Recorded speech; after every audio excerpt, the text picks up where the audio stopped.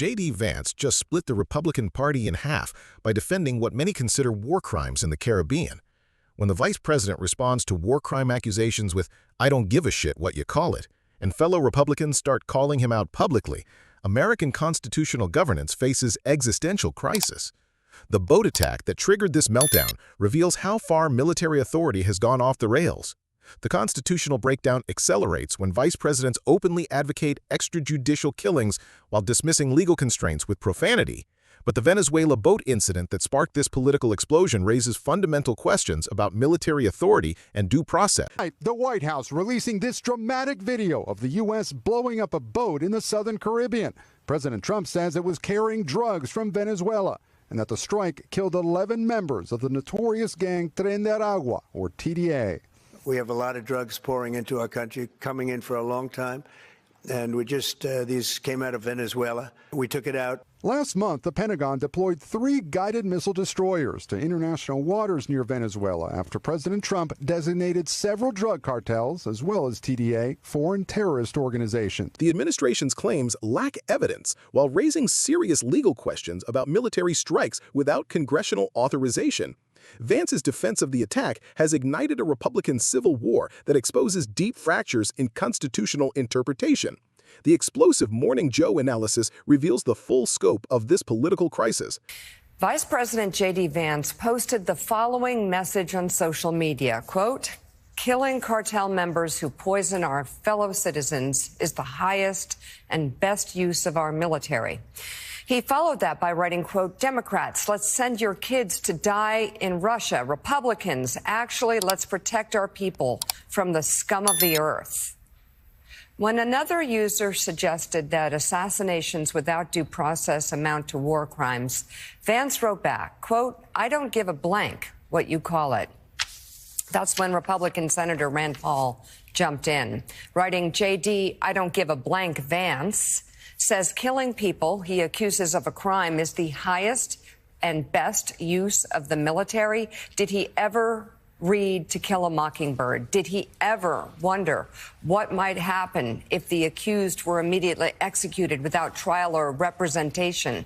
What a despicable and thoughtless sentiment it is to glorify killing someone without a trial." Joe, that's a little bit of an interesting back and forth between J.D. Vance and Rand Paul.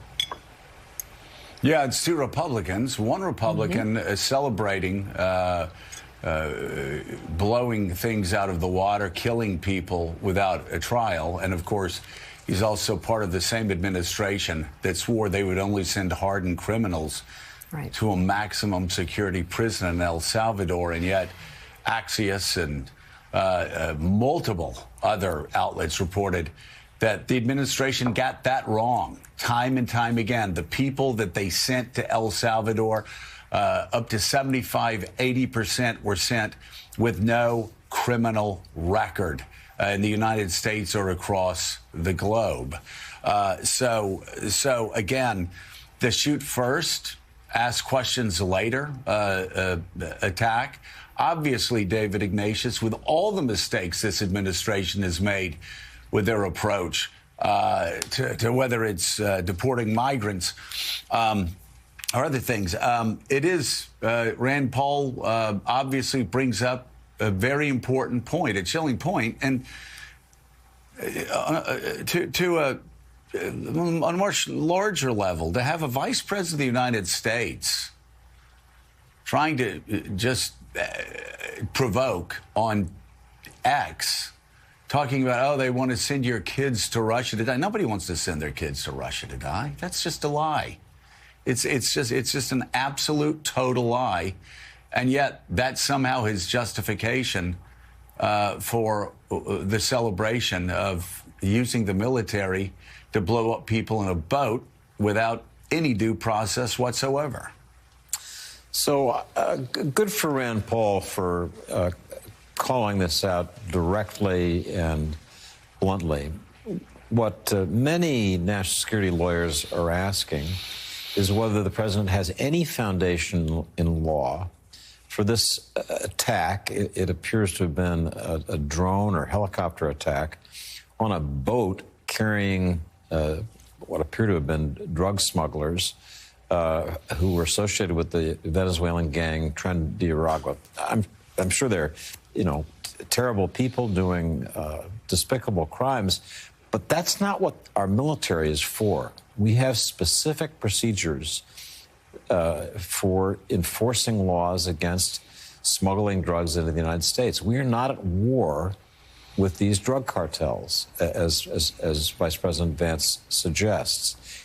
And you can't make up a legal rationale for that on the spot just because you think they're bad people.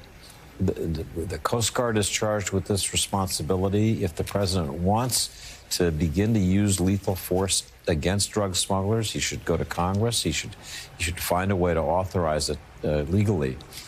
But there's a question deeper here, Joe, I think, which is, what's the military's responsibility to push back? Our military is supposed to obey lawful orders. But that doesn't mean that they're exempt from thinking carefully, is this a lawful order that I've been given? Whoever was told to fire on this boat carrying the drug smugglers needs to have asked, am I being given a lawful order by the commander-in-chief? And we're at the point where we really need to insist that as part of our country, the way our country works, the military will obey the president, obey the commander-in-chief, but will ask the appropriate questions, as Rand Paul did, as a senator bravely did. And I think we're going to have a serious debate now about what are the limits of the president's authority to use force. You can't just say, I'm going after this. You need legal authority. Yeah, and of course, Jonathan O'Meara, the reason why Rand Paul started his tweet, for the uninitiated, if you're just looking at that tweet, he called him JD, quote, I don't give a shit, quote, Vance, is, again, Vance's response. The Vice President of the United States response to somebody suggesting that it might be a war crime. And JD Vance's response was, quote, I don't give a shit. Yeah, and the vice president seems to view his role as just trash talker. He goes on, social media all the time and picks fights with, in this case, a fellow Republican, but journalists and others. And maybe that speaks to the limits of the powers of the office. But JD Vance, it's not just. It's childish, but also there are real concerns, as David just said, about the legality of this strike. And I did some reporting on this last week as well. And this is a changing role for the United States military, where it's fighting crime, if you will. These are drug smugglers, allegedly, although there's yet to be evidence produced as to exactly who these people were or what they had. Also, we're seeing the National Guard on the streets of the United States. In Washington for now, and we keep hearing threats about other cities, including the President of the United States, invoking a Vietnam Apocalypse Now reference about sending the U.S. military, now the Department of War, to Chicago in the days ahead. And Mika, I don't think this is going to end anytime soon. As part of our reporting last week on this strike, U.S. officials that we spoke to said that they thought this was a very effective tactic here. They wanted to try something new in terms of combating gangs and drug smuggling. And those are noble causes, of course, but maybe not like this. And they think there's going to be more of this. And we're seeing this posture of more and more U.S. military assets in the Caribbean, potentially targeting gangs, particularly those associated with Venezuela. I wouldn't bet this will be a one-off right here. We'll be following that. Joe? Well, I mean, but here's the thing. Targeting gangs, blowing them out of the water because they have decided unilaterally that they were gangs.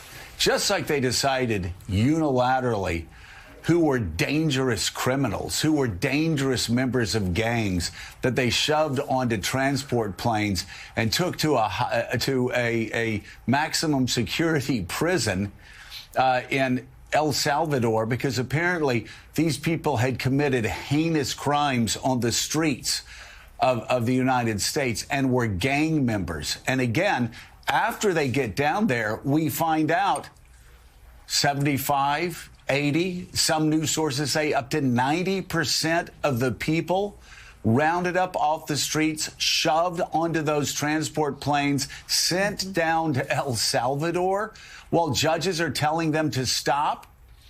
because they're not criminals, because they didn't get due process. We find out later that 75, 80, 90% of those people sent down to El Salvador, according to the news reports, were not people in gangs who had committed these crimes that the administration claimed that they did. So now, instead of transporting them, now these alleged gang members are just being killed. Shoot first, and nobody's around to ask questions later, I guess. Vance's "I don't give a shit" response to war crime accusations represents the complete abandonment of constitutional governance. When vice presidents dismiss legal constraints with profanity while advocating extrajudicial killings, American democracy faces existential threat. The Republican split between Vance and Rand Paul exposes fundamental disagreements about military authority and due process. When senators invoke "To Kill a Mockingbird" to criticize their own vice president, constitutional crisis has arrived. The pattern from El Salvador to Venezuela reveals systematic disregard for evidence and due process, sending 75 to 90% of deportees who weren't criminals, then escalating to killing alleged gang members without trials, shows how quickly authoritarian tactics escalate from deportation to assassination. The military's compliance with potentially unlawful orders raises existential questions about constitutional constraints. When commanders fire on boats without legal justification because they think they're bad people, military discipline collapses into vigilantism. Subscribe for more constitutional crisis coverage and Republican Civil War updates. Hit that notification bell for war crimes accountability analysis and tell us in the comments, should vice presidents be able to dismiss war crime accusations with profanity? Your engagement helps us track the systematic destruction of democratic norms.